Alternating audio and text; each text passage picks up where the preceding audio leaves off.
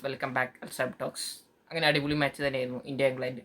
First ODI toss ജയിച്ച England batting ചെയ്യാൻ തീരുമാനിച്ചു. പക്ഷേ ഈ ഗ്രൗണ്ട് എന്ന് പറയുമ്പോൾ കാരണം ഇത് കുറച്ച് സ്ലോ പിച്ചാണ്. അപ്പോൾ 300ലേക്ക് പോവില്ല. ആകെ ഒരു ചെറിയൊരു സ്കോറിൽ തന്നെ ഒതുക്കാൻ പറ്റിയ നല്ലൊരു ഗ്രൗണ്ട് തന്നെയായിരുന്നു. പക്ഷേ ഞാൻ വിചാരിച്ചു ആദ്യം വിക്കറ്റ് പെട്ടെന്ന് തന്നെ എക്സ്പെക്റ്റിംഗ് സ്റ്റാർട്ട് ചെയ്തെങ്കിൽ അടിപൊളി ബാറ്റിംഗ് തന്നെയായിരുന്നു ഇംഗ്ലണ്ട്. പക്ഷെ 60 ആദ്യം പോയി ബെൻ ഡക്ക് എന്ന് പറഞ്ഞ ആൾ പോയി. പിന്നെ അങ്ങനെ വിക്കറ്റുകൾ ക്രൂഷ്യറായി ഇങ്ങനെ പോയിക്കൊണ്ടിരിക്കുകയാണ്. ഹാരി ബ്രൂക്ക് അങ്ങനെ ഫുൾ വിക്കറ്റ് പോയിരുന്നു. അങ്ങനെ വന്ന റൂട്ടും പിന്നെ വേറെ ആളും കൂടി അവർ രണ്ടാളും പിന്നെ അറ്റാക്കിങ് തുടങ്ങി. പിന്നെ അറ്റാക്കിങ് തുടങ്ങുമ്പോഴും ആ ചെറിയ സ്കോർ തന്നെ വരുന്നത് 228. അപ്പോഴേക്കും അടുത്ത വിക്കറ്റും പോയി, 7 വിക്കറ്റ്. അങ്ങനെ ആർച്ചർ വന്നു, ഒരു 6 അടിച്ചു, 234. പിന്നെ ഒരു 6, 240. അങ്ങനെ അതും വിക്കറ്റ് പോയി. അങ്ങനെ ആകെ 250-ൽ 8 വിക്കറ്റ് നഷ്ടത്തിലായി. അത് അക്സറാണ്. അക്സർ അടിപൊളി ബോളിംഗ് തന്നെയായിരുന്നു. 4 വിക്കറ്റും എടുത്തു, ആദിൽ റഷീദിനെ ഔട്ടാക്കി. അങ്ങനെ 259 റൺസ് മാത്രം ജയിക്കാൻ ഇന്ത്യക്ക്. അവിടെ തന്നെ ഓപ്പണിംഗ് നമ്മുടെ സുക്മാൻ ഗില്ലും രോഹിത് ഇറങ്ങി. അത് തന്നെ വിക്കറ്റ് പോയി. രോഹിത് പോയി. പിന്നെ കോഹ്ലി പോയി, LBW. അതും ആർച്ചറിൻ്റെ ബോൾ ഭയങ്കര ഡിഫിക്കൽട്ടായിരുന്നു.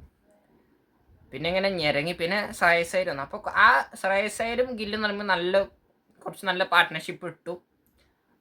കുറച്ച് കഴിഞ്ഞപ്പോൾ ഗില്ല് റിട്ടയർഡ് ഔട്ടായി. പക്ഷേ ഗില്ലിൻ്റെ അടിപൊളി ഇന്നിങ്സ് ആയിരുന്നു. 80 അടിപൊളി റൺസായി. അപ്പോൾ തന്നെ റിട്ടയർഡ് ഔട്ടായി, ഗില്ല് പുറത്താവുകയും ചെയ്തു. അപ്പോൾ പിന്നെ വന്ന് ഇവരായിരുന്നു, രാഹുലായിരുന്നു. ആ ഒരു റൺഔട്ട് ആവുകയും ചെയ്തു 157. അങ്ങനെ 3 വിക്കറ്റ് പോയി. അതും ശ്രേയസ് അയ്യർ 35 എടുത്തിട്ടാണ് ഔട്ടായത്.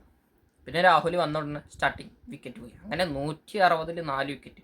ഇത് എന്ത് ചെയ്യും എന്നാണ്. അപ്പോഴാണ് അവിടെ വന്ന് വാഷിങ്ടണും അക്സറും. ബ്രില്യൻറ്റ് ബാറ്റിംഗ്, അടിപൊളി. അതായത് കിഡിലെ ആ പ്രശ്നത്തിന് അത് കൈപിടിച്ച് വന്നിരിക്കുകയാണ്. അടിപൊളി 6. എന്താ ആ ക്ലാസിക് ഷോട്ടുകൾ കാണാൻ അങ്ങോട്ട് തൂക്കിയിടും. പതുക്കെ തട്ടി പിന്നെ അറ്റാക്കിങ്ങാ. അത് അടിപൊളി അറ്റാക്കിങ് തന്നെയായിരുന്നു. അപ്പോൾ അങ്ങനെ 200 ലാസ്റ്റ് ഒരു 6 കൊണ്ട് അടിച്ചു ഫിനിഷാക്കി കഴിഞ്ഞു. 262-ൽ അങ്ങനെ 6 വിക്കറ്റിന് ഇന്ത്യ ജയിച്ചിരിക്കുന്നു. പ്ലെയർ ഓഫ് ദ മാച്ചും അക്സർ പട്ടേലാണ്. അക്സർ എല്ലാത്തിനും നല്ല ഫോമായിരുന്നു. 4 വിക്കറ്റും ബാറ്റിങ്ങും ബോളിങ്ങും എല്ലാം അടിപൊളിയായിരുന്നു. അപ്പോൾ ആവശ്യമാണ്. അപ്പോൾ നാളെ ഇനി തുടങ്ങണത് ഇപ്പോൾ 5:30-ക്കാണ് നാളത്തെ മാച്ച്. അപ്പോൾ നാളെ ഇന്ത്യ ജയിക്കുകയാണ് നല്ലത്.